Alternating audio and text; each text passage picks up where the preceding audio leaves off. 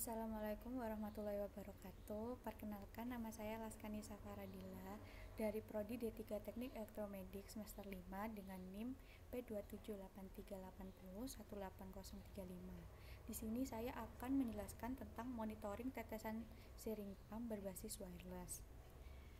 Sebelumnya, di sini saya bagi 3 topik, yaitu yang pertama pendahuluan. Pendahuluan ini berisi latar belakang, rumusan masalah, tujuan, dan manfaat penelitian. Dan yang kedua yaitu dasar teori. Dasar teori ini berisi tentang teori dasar penelitian dan membahas tentang variabel-variabel yang akan saya teliti.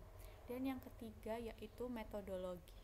Metodologi ini berisi tentang rancangan penelitian berupa diagram blok dan diagram alir.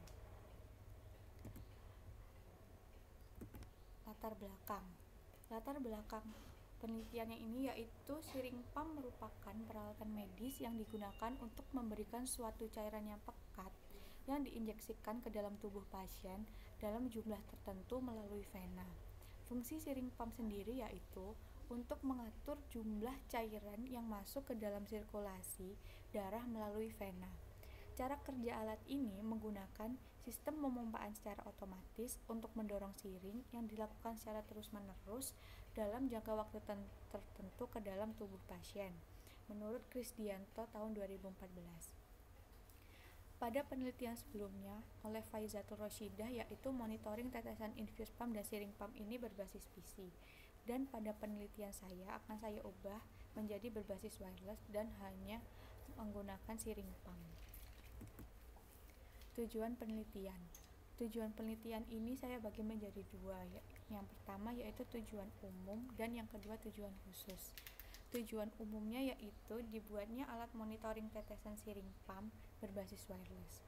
Untuk tujuan khususnya yang pertama yaitu melakukan monitoring tetesan pada sharing pump dan yang kedua melakukan uji fungsi alat.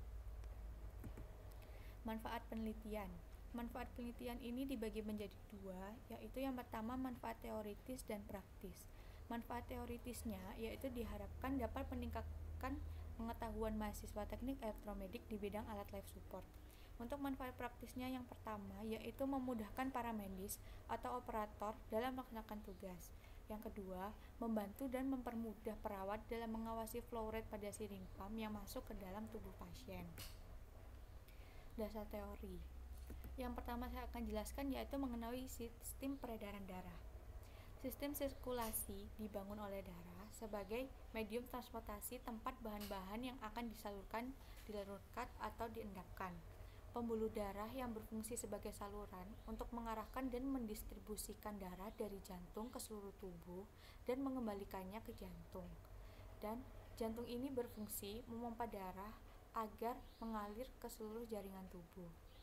Sistem sirkulasi ini berperan dalam hemostatis dengan berfungsi sebagai sistem transportasi tubuh dengan mengangkut oksigen, karbon dioksida, zat-zat sisa, elektrolit, nutrisi, dan hormon dari satu bagian tubuh ke bagian tubuh yang lain. Yang kedua yang akan saya bahas yaitu pembuluh darah vena. Pembuluh darah vena ini merupakan pembuluh darah yang mengembalikan darah dari seluruh tubuh ke jantung sehingga dinamakan pembuluh balik. Pembuluh darah vena mempunyai 3 lapisan seperti arteri, tetapi mempunyai lapisan otot polos yang lebih tipis, kurang kuat, dan mudah kempes atau kolaps. Pembuluh darah vena dilengkapi dengan katup vena yang berfungsi mencegah aliran balik darah ke bagian sebelumnya karena pengaruh gravitasi. Setelah darah mengalir melalui kapiler, memasuki vena terkecil. Beberapa kapiler bergabung membentuk venula. Venula terkecil ini hanya terdiri dari endotelium dan jaringan ikat, tetapi venula yang lebih besar juga mengandung jaringan otot polos. Yang ketiga yaitu sharing pump. Sharing pump merupakan alat medis yang difungsikan untuk melakukan injeksi cairan obat secara terus-menerus dengan tujuan terapeutik maupun diagnostik. Cairan obat ini dimasukkan ke dalam tubuh pasien melalui injeksi intravenus untuk durasi waktu yang lama dengan flow rate disesuaikan dengan tingkat yang tepat sehingga diperlukan jarum suntik yang dapat diprogram secara otomatis. Pada saat tertentu, injeksi obat juga menggunakan metode infusion.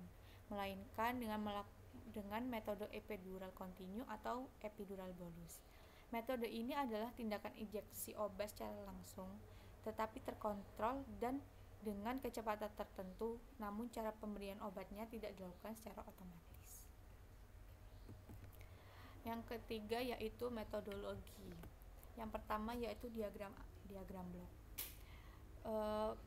Saat push button ditekan, optokopler akan mendeteksi cairan siring dan lalu dideteksi oleh microcontroller dan diolah.